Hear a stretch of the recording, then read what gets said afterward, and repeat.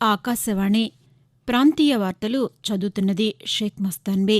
ముఖ్యాంశాలు: ఆంధ్రప్రదేశ్లో పోలింగ్ అనంతరం జరిగిన ఘర్షణలపై ప్రత్యేక దర్యాప్తు బృందం సిట్ రెండో రోజు విచారణ జరిపింది.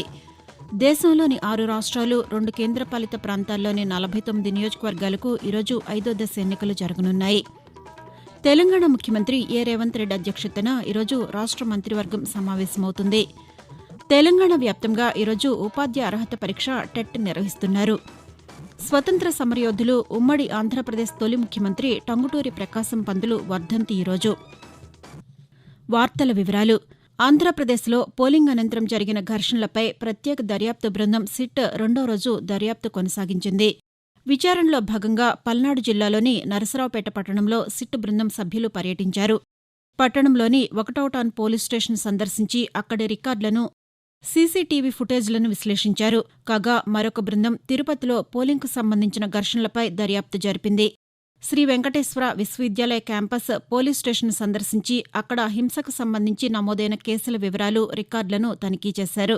2 రోజుల పాటు విచారించిన ప్రత్యేక దర్యాప్తు బృందం ఘర్షణలపై నివేదికను ఐజీకి సమర్పించినట్లు అధికారులు తెలిపారు. సార్వత్రిక ఎన్నికల్లో భాగంగా 5వ దశలో 6 రాష్ట్రాలు, 2 కేంద్రపాలిత ప్రాంతాల్లో 49 నియోజకవర్గాలకు ఈరోజు ఎన్నికలు జరగనున్నాయి. ఉత్తరప్రదేశ్లో 14 స్థానాలు, మహారాష్టలో 13, పశ్చిమ బెంగాల్లో 7, ఒడిశా, బీహార్లో 5 స్థానాల చొప్పున, జార్ఖండ్లో 3, జమ్మూ కాశ్మీర్, లద్దాఖ్ల్లో 1 స్థానం చొప్పున 5వ దశలో ఎన్నికలు జరుగుతాయి. ఉదయం 7 గంటలకు ఓటింగ్ ప్రక్రియ ప్రారంభమై సాయంకాలం 6 గంటలకు ముగుస్తుంది. ఈ దశలో ప్రముఖ బీజేపీ నేతలు, కేంద్ర మంత్రులు రాజ్నాథ్ సింగ్, పీయూష్ గోయల్, స్మృతి ఇరానీ, కాంగ్రెస్ నేతలు Rahul Gandhi, KL Sharma, national conference నుంచి ఒమర్ అబ్దుల్లా పోటీలో ఉన్నారు. ఒడిశాలో 35 శాసనసభ నియోజకవర్గాలకు కూడా ఈరోజు ఎన్నికలు జరుగుతాయి. ఇప్పటి వరకు 23 రాష్ట్రాలు, కేంద్రపాలిత ప్రాంతాల్లో 379 పార్లమెంటు స్థానాలకు 4 దశల్లో సార్వత్రిక ఎన్నికలు ప్రశాంతంగా ముగిశాయి. తెలంగాణ రాష్ట్ర మంత్రివర్గ సమావేశ నిర్వహణకు ఎన్నికల సంఘం షరతులతో కూడిన అనుమతినిచ్చింది. జూన్ 4వ తేదీలోపు చేయాల్సిన అత్యవసర విషయాలపై మాత్రమే చర్చించాలని, ఎన్నికల ప్రక్రియ ముగిసే వరకు ఉభయ తెలుగు రాష్ట్రాలకు సంబంధించి ఉమ్మడి రాజధాని, రైతు రుణమాఫీ అంశాలను వాయిదా వేయాలని తెలిపింది. ఎన్నికల విధుల్లో ఉన్న అధికారులు మంత్రివర్గ సమావేశంలో పాల్గొనకూడదని సూచించింది. కాగా ఎన్నికల సంఘం అనుమతితో ఈరోజు మధ్యాహ్నం తెలంగాణ ముఖ్యమంత్రి రేవంత్ రెడ్డి అధ్యక్షతన రాష్ట్ర మంత్రివర్గం సమావేశమవుతుందని ప్రభుత్వ వర్గాలు తెలిపాయి. భారత తొలి అంతరిక్ష పర్యాటకుడిగా విజయవాడకు చెందిన టి. గోపీచంద్ చరిత్ర సృష్టించారు. రాకేష్ శర్మ తర్వాత రోదసీ యాత్ర చేసిన రెండో భారతీయుడిగా గుర్తింపు పొందారు. పర్యాటకుడి హోదాలో అంతరిక్షయానం చేసి భారత తొలి అంతరిక్ష పర్యాటకుడిగా గుర్తింపు పొందారు. అమెజాన్ వ్యవస్థాపకుడు జెఫ్ బెజోస్కు చెందిన బ్లూ ఆరిజన్ సంస్థ రూపొందించిన న్యూ షెపర్డ్ 25 హోమియో నౌకలో గోపీచంద్ ఈ యాత్ర పూర్తి చేశారు. అమెరికాలోని పశ్చిమ టెక్సాస్లోని ప్రయోగ వేదిక నుంచి జరిగిన ఈ యాత్రలో గోపీచంద్తో పాటు 6 వ్యక్తులు పాల్గొన్నారు. విజయవాడకు చెందిన గోపీచంద్ అమెరికాలోని ప్రిజర్వ్ లైఫ్ సంస్థకు సహా వ్యవస్థాపకుడిగా వ్యవహరిస్తున్నారు. భారత నౌకాదళ కార్యకలాపాలు, సముద్ర వారసత్వం, నౌకాయానంపై సమగ్ర అవగాహనే లక్ష్యంగా సుమారు 100 మంది నౌకాదళ క్యాడెట్లు తూర్పు నౌకాదళానికి చెందిన ఐఎన్ఎస్ జలస్వ ఓడను సందర్శించారని అధికారులు తెలిపారు. సందర్శన సమయంలో నౌకాదళ క్యాడెట్లకు భారత నౌకాదళానికి చెందిన వివిధ విభాగాలపై సమగ్ర వివరణను ఓడ సిబ్బంది అందించారు. దేశ ప్రయోజనాలను కాపాడడంలోనూ, సముద్ర భద్రతను ప్రోత్సహించడంలోనూ, మానవతా సహాయం, విపత్తు సహాయక చర్యల్లో పాల్గొనడం వంటి నౌకాదళ సిబ్బంది పాత్రను గురించి తూర్పు నౌకాదళ అధికారులు వివరించారు. అలాగే క్యాడెట్లకు నావికుల దినచర్యలు, విధులు, బాధ్యతలతో పాటు పనిలో వారి సంస్కృతి, నౌకాయానంలో వారి జీవితం వంటి అంశాల గురించి అవగాహన కల్పించినట్లు నావికాదళ అధికారులు తెలిపారు. పాస్పోర్టు కార్యాలయం అధికారిక వెబ్సైట్ను పోలి ఉండే నకిలీ వెబ్సైట్ల పట్ల పాస్పోర్టు దరఖాస్తుదారులు అప్రమత్తంగా ఉండాలని కేంద్ర హోంశాఖ హెచ్చరించింది.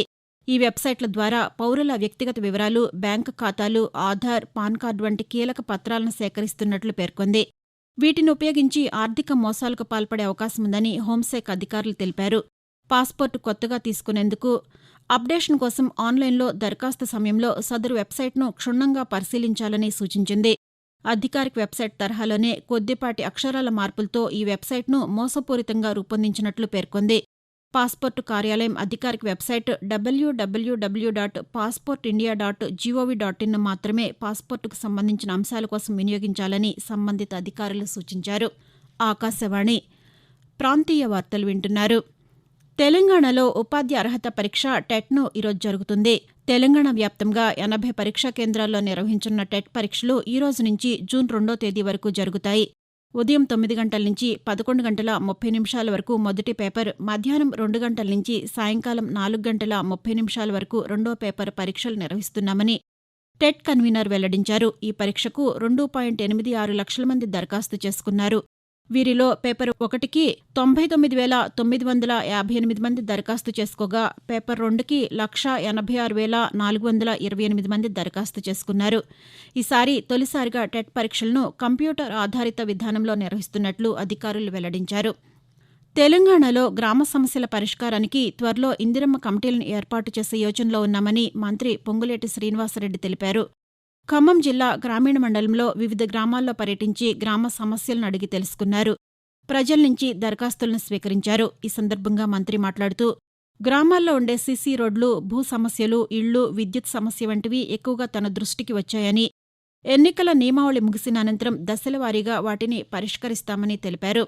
తెలంగాణలో పాలిటెక్నిక్ డిప్లొమా, బీఎస్సీ గణితం, బీఫార్మసీ రెండో ఏడాదిలో ప్రవేశానికి నిర్వహించిన టీజీఈసెట్ ఫలితాలను ఈ నెల 20వ తేదీన విడుదల చేయనున్నట్లు తెలంగాణ ఉన్నత విద్యా మండలి ఒక ప్రకటనలో తెలిపింది.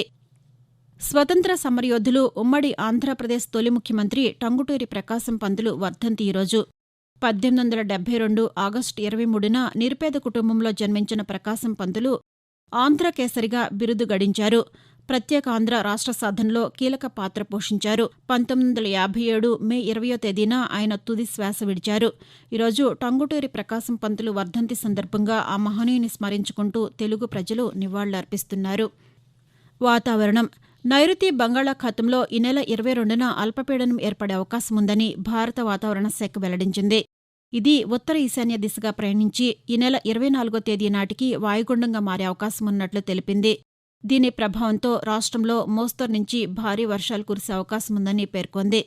కోస్తాంధ్రలోని పలు జిల్లాల్లో భారీ నుంచి అతి భారీ వర్షాలు కురిసే అవకాశం ఉందని తెలిపింది. మరొకవైపు కోస్తాంధ్ర, రాయలసీమ మీదుగా ఉపరితల ద్రోణి ఆవరించి ఉందని, దీని ప్రభావంతో రానున్న 3 రోజుల్లో తేలికపాటి నుంచి ఒక మోస్తరు వర్షాలు, ఉరుములతో కూడిన జల్లులు పడే అవకాశం ఉందని వాతావరణ శాఖ అధికారులు తెలిపారు. 1-2 చోట్ల భారీ వర్షాలు పడే అవకాశం ఉందని, గంటకు 30 నుంచి 40 కిలోమీటర్ల వేగంతో ఈదురుగాలులు వీస్తాయని తెలిపారు. తెలంగాణలో ఈరోజు, రేపు కొన్ని జిల్లాల్లో తేలికపాటి వర్షాలు కురుస్తాయని భారత వాతావరణ శాఖ అధికారులు వెల్లడించారు. ఖమ్మం, రంగారెడ్డి, మేడ్చల్, మల్కాజ్గిరి, భద్రాద్రి కొత్తగూడెం, సంగారెడ్డి, కరీంనగర్, జోగులాంబ, గద్వాల జిల్లాల్లోని పలు మండలాల్లో వర్షాలు కురుస్తాయని తెలిపారు. కాగా నిన్న వరంగల్, సంగారెడ్డి, యాదాద్రి, ములుగు, మెదక్ జిల్లాల్లో భారీ వర్షపాతం నమోదైంది. కాకినాడ జిల్లాలోని ప్రముఖ పుణ్యక్షేత్రం అన్నవరం శ్రీ వీరవెంకట సత్యనారాయణ స్వామి దేవస్థానంలో శ్రీ సత్యనారాయణ స్వామివారి కళ్యాణ మహోత్సవం నిన్న వైభవపేతంగా నిర్వహించారు.